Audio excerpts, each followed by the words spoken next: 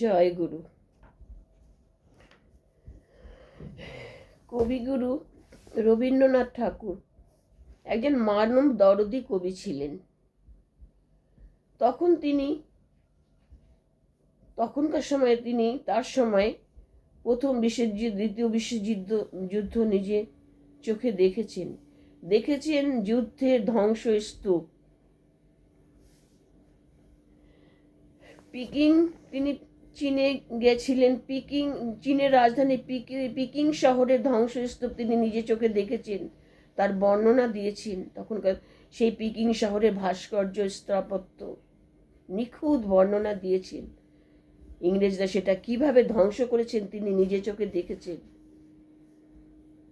তিনি তখনকার সময় যখন আফ্রিকা, প্রতিটা দেশ যখন লাল মুখবাদর ইংরেজরা গ্রাস করছে, সেসব বর্ণনা তিনি লেখনীর মধ্যে দিয়ে তুলে ধরেছেন,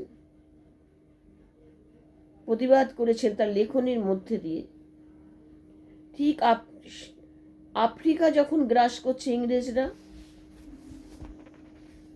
তখন সেই প্রতিবাদ স্বরূপ বা সেই কষ্টের প্রতিবাদ স্বরূপ তিনি একটি কবিতা লিখেছিলেন। আমরা পড়েছি, আমাদের বাংলা অনার্সে ছিল কবিতাটা। আমার খুব ভালো লাগে, তাই একটু পড়ার চেষ্টা করছি। আবৃত্তি তো আমি করতে পারবো না। কবিতাটির নাম আফ্রিকা, রবীন্দ্রনাথ ঠাকুর। উদ্ভ্রান্ত সেই আদিম যুগে স্রষ্টা যখন নিজের প্রতি অসন্তোষে নতুন সৃষ্টিকে বারবার করছিল বিধ্বস্ত, তার সেই অধৈর্য ঘন ঘন মাথা নাড়ার দিনে রুদ্র সমুদ্রের বাহু প্রাচীর ধরিত্রীর বুকের থেকে ছিনিয়ে নিয়ে গেল আফ্রিকা। বাদলে তোমাকে বনস্পতির নিবিড় পাহারায়, কৃপণ আলোর অন্তঃপুরে।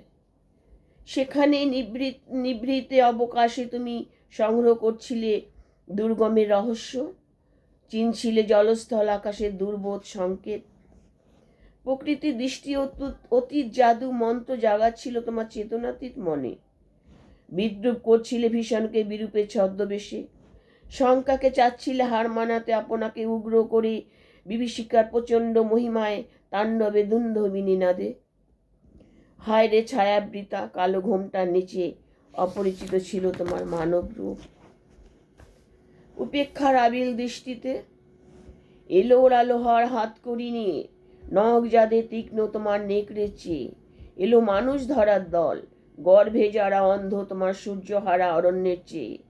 সভ্যের বর্বর লোভ নগ্ন করল আপন নির্লজ্জ অমানুষতা তোমার ভাষাহীন ক্রন্দনে। বাষ্পকুল অরণ্য পথে পঙ্কিল হলো ধূলি তোমার রক্তে স্রুতে মিশে। দস্যু পায়ের কাটামারা জুতোর তলায় বিভৎস কাদার পিণ্ড চিরচিহ্ন দিয়ে গেল তোমার অপমানিত ইতিহাসে। সমুদ্র পাড়ে সেই মুহূর্তে তাদের পাড়ায় পাড়ায় মন্দিরে বাজছিল পুজোর ঘণ্টা। সকালে সন্ধ্যায় দয়াময় দেবতার নামে শিশুরা খেলছিল মায়ের কোলে। কবির সঙ্গীতে বেজে উঠেছিল সুন্দরের আরাধনা। আজ যখন পশ্চিম দিগন্তে প্রদোষকালে ঝঞ্ঝা বাতাসে রুদ্ধশ্বাস যখন গুপ্ত গহ্বর থেকে পশুরা বেরিয়ে এলো, অশুভ ধ্বনিতে ঘোষণা করলো দিনের অন্তিমকাল। এসো দিগন্তের কবি, আসন্ন সন্ধ্যা শেষ রশ্মিপাতে দাঁড়াও এই মানহারা মানবীর দ্বারে। বলো ক্ষমা করো হিংস্র প্রলাপের মধ্যে, সেই হোক তোমার শেষ পুণ্যবাণী। নমস্কার।